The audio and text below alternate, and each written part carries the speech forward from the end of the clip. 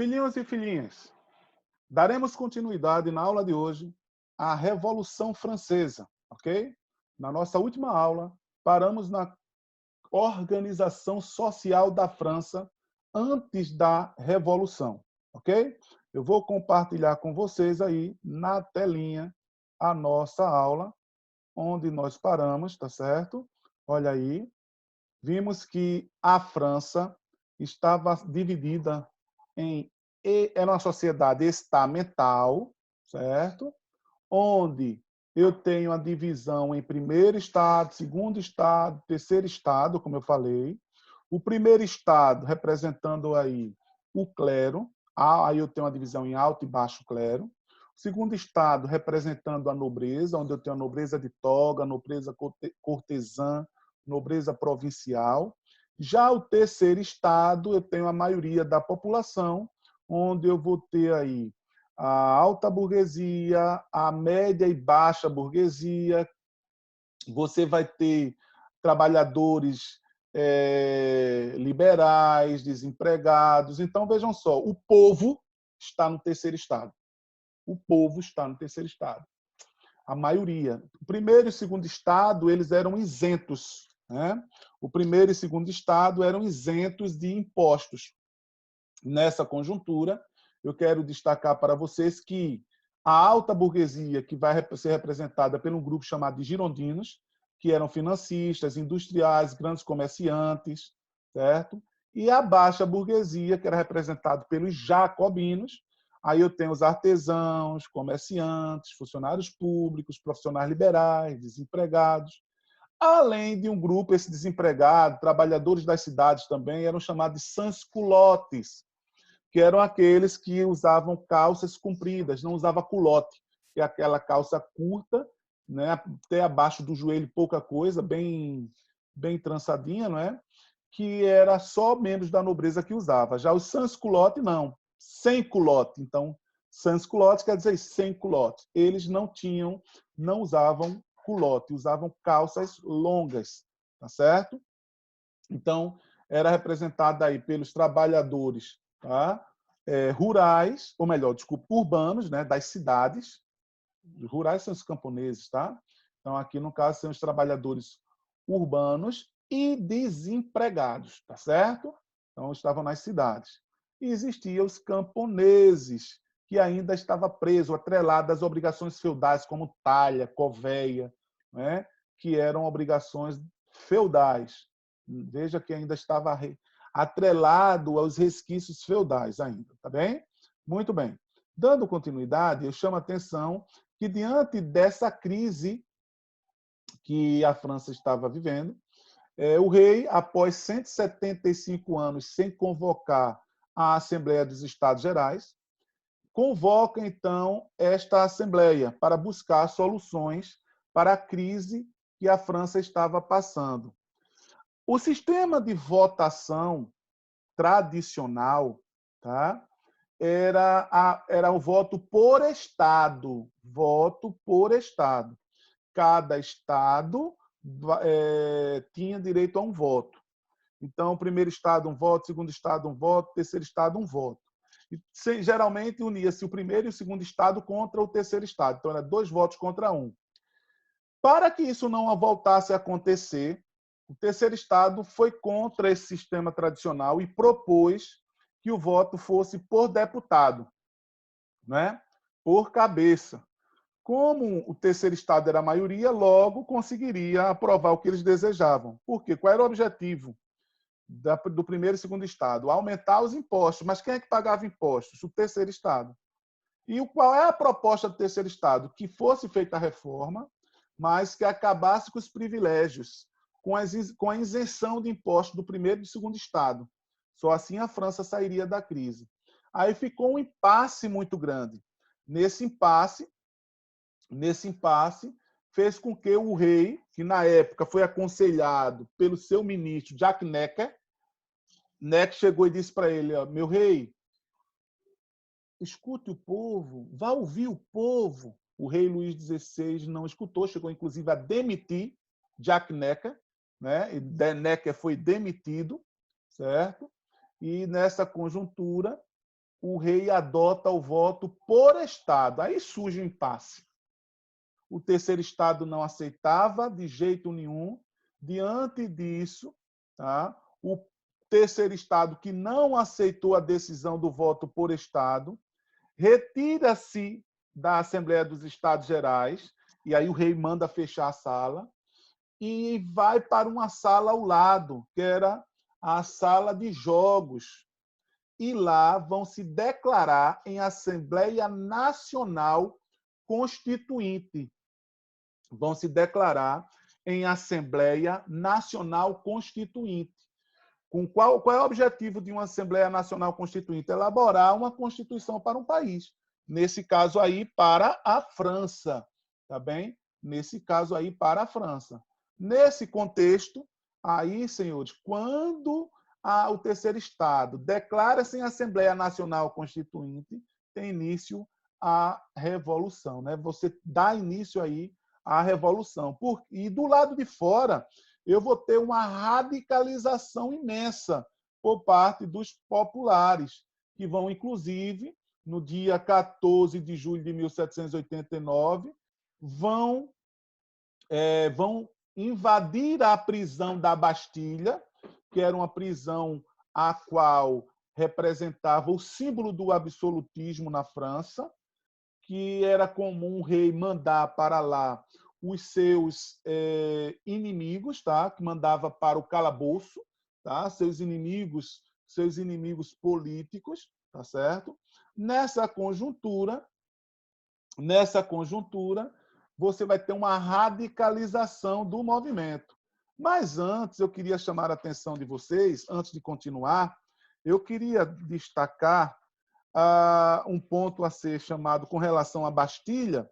Tem uma parte aqui que eu queria destacar. O povo de Paris invadiu, então, o antigo Hospital dos Inválidos, onde estavam guardadas as armas militares, apossando-se de 3.000 espingardas e alguns canhões. Dirigiu-se para a Bastilha, a fim de buscar munição. O reduzido contingente de 32 guardas suíços e 82 combatentes de guerra, apavorado, abriu fogo contra a turba. Depois de apenas 4 horas de combate, a fortaleza foi tomada e incendiada. Tá certo? Então, veja que a gente só fala da Bastilha, mas veja que eles tinham invadido o antigo Hospital dos Inválidos, tá certo? O antigo Hospital dos Inválidos teve acesso a algumas armas, inclusive canhões, depois dirigiu-se para a Bastilha, que foi em busca de quê? Principalmente de pólvora, certo? Queria chamar a atenção que muitos livros de ensino médio não tratam essa questão. Por isso que eu fiz questão de ler para vocês essa parte aí, tá bom? A Bastilha realmente é o símbolo do absolutismo na França, tá? A queda da Bastilha significa, na realidade, a queda do absolutismo, tá? E aí, nessa fase da Assembleia Nacional Constituinte, que vai de 1789 a 1791, que só termina com a elaboração da a primeira Constituição da França, predominou nesta Assembleia um grupo chamado girondinos, que representava os interesses da alta burguesia, tá? E buscava reformas, claro. Mas também tem um outro grupo, ó. É aí que surge a noção de direita e esquerda, tá? Do lado direito da Assembleia sentavam os girondinos, que representavam a alta burguesia. Do lado esquerdo da Assembleia sentavam os jacobinos, que representavam a pequena, tá, e média burguesia, certo? Daí surge a noção direita e esquerda, tá? Apesar que no Brasil isso não é bem definido, porque o que interessa para esses políticos não é a questão ideológica, mas sim o bolso. Infelizmente, nós sabemos disso. Também tivemos uma fase aí nesse período que passou a ser considerado como o grande medo, né? A fase do grande medo, onde você tem essa fase do grande medo aqui, ó. Você tem o quê? No meio rural francês, camponeses e nobres armaram-se, prevendo um confrontamento mútuo. Apenas em casos isolados, camponeses invadiram e saquearam propriedades feudais. Entretanto, um sentimento de pânico generalizado tomou conta dos franceses, certo? A fase do grande medo era aí você vê os grandes proprietários se armando com medo de que os camponeses invadissem suas propriedades. Então, olha aí, a queda da Bastilha, tá? Que nós acabamos de ver, 14 de julho de 1789, simboliza aí a queda do absolutismo. Lembrando que na Bastilha, que era uma prisão, tá? Antes de eles invadirem a Bastilha, eles tinham ido onde? No antigo Hospital dos Inválidos, tido acesso a armas e, inclusive, canhões, e foram para a Bastilha em busca de pólvora, tá certo? Que era o depósito também aqui de pólvora e armas. Mas veja bem, antes eles tinham invadido, repito, o antigo Hospital dos Inválidos. Isso daí você não vai encontrar facilmente nos livros de ensino médio. Aqui, ó, esse livro aqui, né, que fala sobre os direitos humanos, a evolução dos direitos humanos, vem falando, inclusive, dessa questão aí. Né? Por quê, professor? O que é que tem a ver com os direitos humanos? Porque é aí que eu vou ter a Declaração dos Direitos do Homem e do Cidadão, como consequência da própria Revolução Francesa.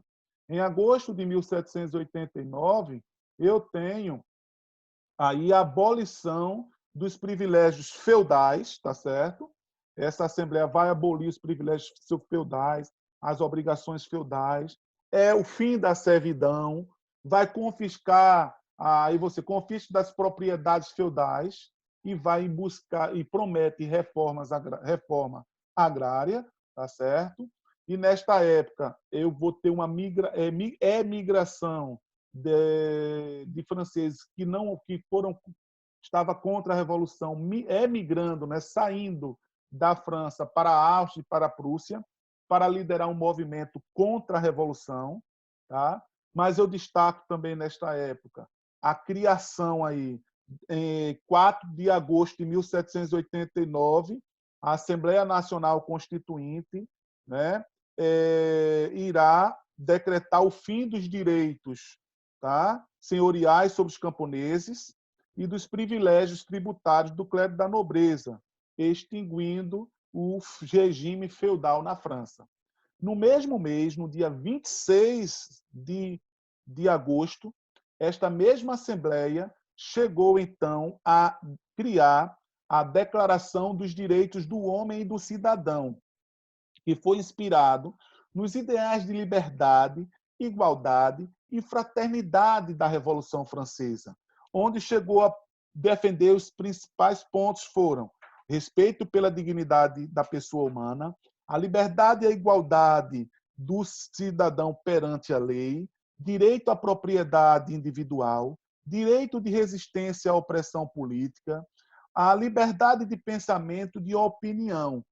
E eu chamo a atenção aí que, nesta época, destaca aí uma mulher muito importante, tá, na história, que nos livros de história de ensino médio não trata, você não vai encontrar nos livros de história de ensino médio, a figura de uma mulher chamada, a famosa, conhecida popularmente como Olympe de Gouges, né? Mas o nome dela primeiro que ela era uma autora teatral, era Marie Gouze Olympe de Gouges. Chegou em 1791 a criar um manifesto, né? Manifesto, Declaração dos Direitos da Mulher e da Cidadã. Por que criaram a Declaração dos Direitos do Homem e do Cidadão e por que não da mulher? Aí ela propõe, né? Ela chega a criar esse manifesto, né? Declaração dos Direitos da Mulher e da Cidadã, usando a mesma linguagem que o documento original, que seria a Declaração dos Direitos do Homem e do Cidadão. E nessa declaração da mulher aí, né, dos direitos da mulher e da cidadã, ela chegou a propor o seguinte, que as mulheres pudessem revelar a identidade do pai de seus filhos quando a concepção se dava fora do casamento, o que era vetado então. Achava também que os filhos ilegítimos devia ter igualdade de direito em relação aos filhos legítimos. Com isso, deixava implícita a noção de que também as mulheres podiam, como os homens, procurar satisfação sexual fora do casamento, sem medo de responsabilidade. Pleiteava outro sim, que se o homem e mulheres compartilhavam a reprodução, devia também compartilhar o papel de políticos. Ou seja, na época, veja que coisa, que evolução, né?